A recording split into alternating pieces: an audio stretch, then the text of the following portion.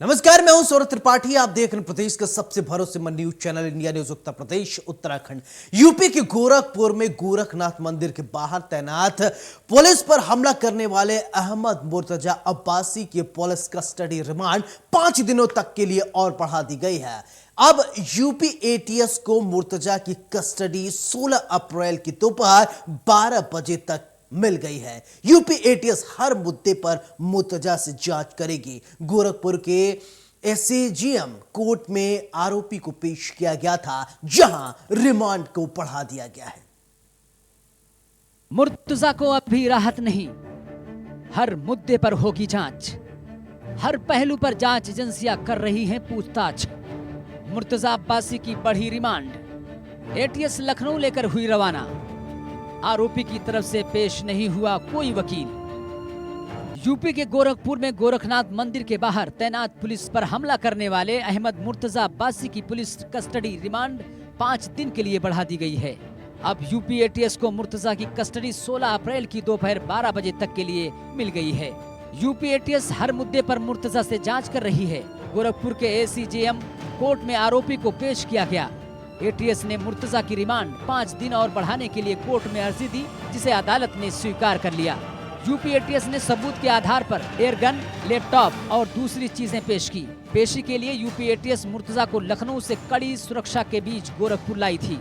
अब्बासी की police custody remand को लेकर कोर्ट में करीब 45 मिनट तक सुनवाई हुई। इसके बाद यूपी एटीएस की टीम उसे लेकर रवाना हो गई। पेशी के बीच खास बात ये रही कि मुर्तजा की तरफ से कोई भी वकील पेश नहीं हुआ। मंदिर हमले के आरोपी को एटीएस आज यहाँ पे रिमांड पर लेकर के रिमांड लेने के लिए यहाँ पे आई थी और कोर्ट में उसे पेश किया गया था और तकरीबन 25 से 30 मिनट के बाद जो है एटीएस उसे लेकर के अब रवाना हुई है और उसके पीछे आप देखेंगे कि तमाम जो गाड़ियाँ हैं वो जा रही हैं और उसके बाद अब एटीएस ने उसे पेश करके तमाम जो पुख्त सबूत थे सबूत भी न्यायालय में पेश करने की कोशिश की गई और साथ ही उसको रिमांड पे और आगे रिमांड बढ़ाने की जो है एक कवायद करने की कोशिश एटीएस ने की है। लेकिन फिलहाल अभी रिमांड न्यायालय ने उसे और आगे बढ़ाया है कि नहीं ये तो अभी कहना मुश्किल होगा, लेकिन लगातार जो एटीएस की टीम है कड़ी दर कड़ी जोड़ने की कवायद कर रही है और यही वजह थी कि उसे लेकर के यहाँ पे आई थी। और जानकारी ये भी मिल रही है कि अब यहाँ से उसे लेकर के एटीएस रवाना हुई है, लेकिन उसे रिमांड आगे मिला है कि नहीं मिला है ये तो अभी कुछ जानकारी नहीं मिल पाई है। लेकिन ये ज़रूर है कि एटीएस उसको लेकर के अब आगे रवाना हुई है और लगातार जो पुख्ता सबूत उसके सीने में जो है कैद है उसको निकालने की लगातार कवायद कर रही है और यहाँ से नेपाल, बासी और बरनी भी ले जा सकती है एटीएस। फिलहाल एटीएस अब इसको लेकर के कहाँ रवाना हुई है ये भी कहना मुश्किल है, लेकिन लगातार एटीएस की जाँच आगे बढ़ती जा रही है और कड़ी टू कड़ी एटीएस से जोड़ने की कोशिश कर रही है। Sushil Kumar, India news, Gorakhpur. मुर्तजा ने 2015 में आईआईटी मुंबई से केमिकल इंजीनियरिंग की डिग्री हासिल की। डिग्री हासिल करने के बाद 2 बड़ी कंपनियों में उसने नौकरी की। वो ऐप डेवलपर है। जानकारी जुटाई जा रही है कि उसने कौन कौन से ऐप पर काम किया था, क्योंकि वो ऐप से भी लोगों से बात करता था। मुर्तजा अब्बासी के पिता मोहम्मद मुनीर कई फाइनेंस कंपनियों में लीगल एडवाइजर रहे हैं। चाचा गोरखपुर के बड़े डॉक्टर हैं। अब्बासी हॉस्पिटल के मालिक हैं। आरोपी की एक शादी टूट गई थी, दूसरी लड़की शादी के बाद छोड़कर चली गई। अब्बासी गोरखपुर के सिविल लाइन इलाके का रहने वाला है। मुर्तजा अब्बासी के मामले में यूपी एटीएस गहन जांच कर रही है। इसका कारण उसके तार आतंकवाद से जुड़ना है। पुलिस उसकी मदद करने वाले लोगों की धरपकड़ के लिए छापेमारी कर रही है। पुलिस के हाथ मुर्तजा के 2 साथी लगे हैं, जिन्होंने उसको मंदिर के पास तक छोड़ा था। मुर्तजा के आतंकी संगठन अंसार गजवतुल हिंद से जुड़ा था, इसकी भी जांच हो रही है। गोरखनाथ मंदिर पर हमले के मामले के आरोपी मुर्तजा अब्बासी रहमानी को रिमांड खत्म होते ही एटीएस की टीम कमांडो को सुरक्षा में उसे लेकर न्यायालय लेकर पहुंची, जहां पर एसीजीएम फर्स्ट कोर्ट में उसे पेश किया गया। इस दौरान एटीएस ने तमाम सबूतों के आधार पर रिमांड बढ़ाने की अर्जी लगाई थी और न्यायालय ने उसकी रिमांड को बढ़ा दिया। 16 तारीख 2 बजे तक उसकी रिमांड को बढ़ा दिया गया है। ऐसे में तकरीबन 25 से 30 मिनट तक रिमांड मिलते ही एटीएस की टीम उसे लेकर लखनऊ के लिए रवाना हो गई।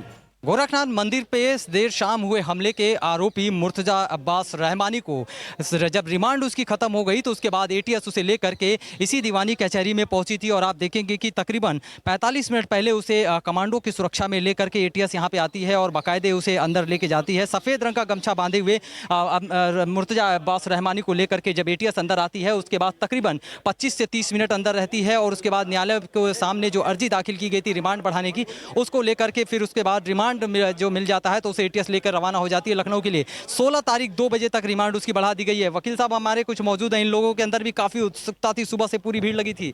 अब मुर्तजा अब्बास रहमानी को लेकर के एटीएस यहाँ पहुंची थी, कितने वक्त पहुंची, कितने देर अंदर थी और क्या कुछ स्थिति थी?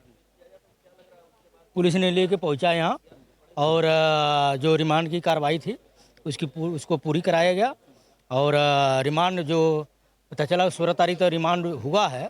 उस रिमांड के दौरान पुलिस और एटीएस उससे विभिन्न जो जहाँ वह गया है आया है उसमें सबूत इकट्ठा करके न्यायालय में प्रस्तुत करेगी और उसको कड़ी से कड़ी सजा दिलाने का प्रयास करेगी। अच्छा, अंदर यहाँ पे जब एटीएस लेके उससे आई थी तो कितने देर तक अंदर वो मुर्तजा रहमानी था और क्या कुछ उसके बाद कब निकला और कैसे गया? लगभग 10-15 मिनट रहा होगा और उस दौरान जो रिमांड की कार्रवाई होती है मजिस्ट्रेट द्वारा वो पूरी की जाती है, वो पूरी की गई। अच्छा, आप लोग अधिवक्ता हैं, आपको ज़्यादा पता होगा कि रिमांड को लेने के लिए क्या क्या अर्जी दाखिल की गई होगी, न्यायालय ने उसे रिमांड दिया, क्या सुनकर के रिमांड दिया होगा और अब वो लेकर के एटीएस लखनऊ के लिए रवाना हो गई? जो जांच एजेंसी है वो कोर्ट के सामने प्रस्तुत करती है कि मतलब हमको अभी और सबूत इकट्ठा करने हैं, तो उस सबूत इकट्ठा करने के लिए इस समय न्यायालय से मांगा जाता है, तो न्यायालय वो समय प्रदान करती है जिसको वह रिमांड के दौरान वो पूरी करती है। तो निश्चित रूप से अधिवक्ताओं की अगर माने तो जिस तरीके से तमाम चीज़ों के सबूतों के बयान पे जो है एटीएस उसे लेकर के यहाँ पे आई थी और चूंकि एटीएस को अभी लगता है कि उसके सीने में तमाम ऐसे राज दफन है जिसको निकालना ज़रूरी है और जिस तरीके से ये बातें सामने आ रही हैं कि मुर्तजा रहमानी सिर्फ एक प्यादा है, उसके आका भी हैं और उन आका तक पहुँचना है, तो रिमांड की जो है आवश्यकता थी। ऐसे में रिमांड मिलने के बाद यानी 16 तारीख 2 बजे तक जो रिमांड जो है न्यायालय ने उसे दिया है, उसके बाद एटीएस उसे लेकर के लखनऊ रवाना हो गई है और आगे की तफ्तीश में जुड़ गई है और निश्चित रूप से आगे की कड़ियों को जोड़ करके एक अहम सबूत के आधार पर उसके एक निश्चित जो है कह सकते हैं मुकाम तक पहुंचने की कवायद एटीएस लगातार कर रही है, जिसको लेकर के एटीएस अभी दीवानी कचहरी से 15 मिनट पहले उसे लखनऊ रवाना हो गई है। Sushil Kumar, India news, Gorakhpur. एक तरफ अपराध और अपराधियों पर लगाम लगाने की कोशिश की जा रही है, दूसरी तरफ अपराधी हैं कि मानते नहीं।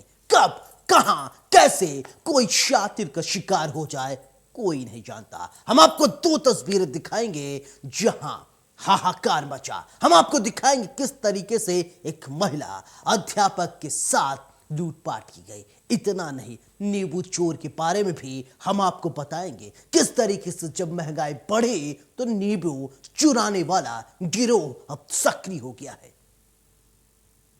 कहीं महिला टीचर से लूट, कहीं नींबू चोरी, बेखौफ बदमाशों का कहर, कैसे लगेगा अपराधियों पर लगाम। एक तरफ अपराध और अपराधियों पर लगाम लगाने की कोशिश की जा रही है तो दूसरी तरफ अपराधी हैं कि मानते ही नहीं। कहीं चोरी तो कहीं लूट की घटना बढ़ रही है। आपकी टीवी स्क्रीन पर 2 तस्वीरें दिखाई दे रही हैं। पहली तस्वीर शामली से है और दूसरी तस्वीर सहारनपुर से है। हम आपको इन दोनों तस्वीरों के बारे में एक एक कर बताएंगे। दरअसल हुआ क्या, शामली के सदर कोतवाली क्षेत्र के सिटी मुजफ्फरनगर बस स्टैंड के पास एक महिला टीचर से दिन दहाड़े बाइक सवार बदमाशों ने लूट की घटना को अंजाम दिया है। घटना की सूचना मिलते ही सीओ सिटी सहित भारी पुलिस बल के साथ इस मामले की जांच पड़ताल में जुट गई है। लूट होने के बाद दुकानों पर लगे सीसीटीवी कैमरे के आधार पर पुलिस आगे की कार्रवाई कर रही है, जबकि आरोपी घटना को अंजाम देकर आराम से मौके से फरार हो गए। दरअसल आपको बता दें कि जनपद सदर कोतवाली क्षेत्र के सिटी शामली में दिन निकलते ही स्कूल जाते वक्त महिला टीचर से 2 बाइक सवार बदमाशों ने लूट की घटना को अंजाम दिया है। घटना के बाद जहां पीड़ित टीचर ने आरोपियों का पीछा करने की कोशिश की, लेकिन महिला टीचर गिरकर बेहोश हो गई। वहीं स्थानीय लोगों के द्वारा घटना की जानकारी पुलिस को दी गई। लेडीज टीचर का कहना है कि मैंने अपने घर से सुबह स्कूल में जाने के लिए निकली थी। मैं घर से पैदल भिक्की मोड़ पर जा रही थी, तभी मैडम का फोन आया तो मैं बात कर रही थी, तभी बाइक सवार 2 युवक आए और मेरा मोबाइल छीन कर ले गए और मौके से फरार हो गए। ये गुंजन सैनी नाम की महिला है जो टंकी कॉलोनी जनपद शामली कस्बा शामली में रहती है। ये आज सुबह स्कूल जाते हुए इस पे जो धीमानपुरा फाटक है उसके पास से इसके पीछे 2 लड़के बाइक पे आए, जिनके द्वारा इसके हाथ से झपट्टा मारकर मोबाइल छीन लिया गया है और इसकी तहरीर हमें प्राप्त हो गई है। तहरीर के आधार पर अभियोग पंजीकृत कर लिया गया है और जो अज्ञात अभियुक्त हैं उनका पता लगाकर गिरफ्तारी करने के लिए टीम का भी गठन कर दिया गया है और मैं स्वयं भी यहाँ मौके पर हूँ। मेरे द्वारा भी इसमें आवश्यक जो कार्यवाही वो की जा रही है। शीघ्र ही अज्ञात अभियुक्तों का पता लगाकर उनकी गिरफ्तारी कर ली जाएगी और मोबाइल सकुशल सर लगातार इतने मामले सामने आ रहे हैं, इसको पुलिस रोकथाम के लिए क्या कर रही है? नहीं, देखिए, चूँकि सुबह लगभग 7:30 बजे की ये घटना है और इसमें उस समय कौन यहाँ पे ड्यूटी पे था, क्या चेकिंग चल रही थी, उसकी भी जानकारी करेंगे। सर और इसमें आगे नहीं, पीछे जो घटनाएं हुई हैं, कई घटनाएं यहाँ पर सफलतापूर्वक अनावरण किया गया है और जो उसमें अभियुक्त रहे हैं उनको गिरफ्तार करके जेल भेजा गया है और इस घटना का भी शीघ्र ही खुलासा कर दिया जाएगा। चलिए अब दूसरी तस्वीर यानी सहारनपुर की बात करते हैं, जहां नींबू चोरी से हड़कंप मच गया है। शाहजहांपुर में चोरी का एक अजीब व गरीब मामला सामने आया है। यहाँ चोरों ने तेजी से महंगे हो रहे नींबू पर ही हाथ साफ कर दिया। इतना नहीं, चोरों ने प्याज और लहसुन भी चोरी कर लिए। इन दिनों नींबू का दाम आसमान छू रहा है। फिलहाल सब्जी की चोरी से व्यापारियों में खासी नाराजगी है, जो इलाके में चर्चा का विषय बनी हुई है। घटना थाना तिलहर क्षेत्र के बजरिया सब्जी मंडी की है। यहाँ के रहने वाले मनोज कश्यप की सब्जी मंडी में दुकान है, जहाँ वो सिर्फ नींबू, हरी मिर्च, प्याज और लहसुन बेचा करते हैं। व्यापारी का कहना है कि देर रात चोरों ने उसके गोदाम पर धावा बोलकर महंगे नींबू और दूसरी सब्जी चोरी कर ली है। खुले बाजार में इन दिनों नींबू की कीमत 280 तक पहुंच गई है, जिसके चलते नींबू की डिमांड भी बढ़ गई है। चोरों ने गोदाम पर धावा बोलकर 60 किलो नींबू, 40 किलो प्याज, 38 किलो लहसुन चोरी कर लिया है। चोरी किए गए नींबू की कीमत लगभग 12,000 रुपए बताई जा रही है। सब्जी की चोरी से व्यापारियों में खासी नाराजगी है। जब मैं सुबह आया यहाँ मंडी से माल लेके तो देखा कि ताला टूटा हुआ, तो पूरा अंदर देखा मैंने तो वहाँ ऐसे नींबू रखे हुए थे, 50-60 किलो होते हुए सब भुगाए थे। प्याज लहसुन था, वो भी गायब था। तरा जुगाड़ था, LED बल्ब रखे हुए थे जलाने वाले, वो भी गायब थे। क्या लगता है आपको? अब लगता क्या किसी का हाथ होगा, यही जो जाल नालीदार बंदा उसके ऊपर होगा, यहाँ माल रखा जाता है अच्छा।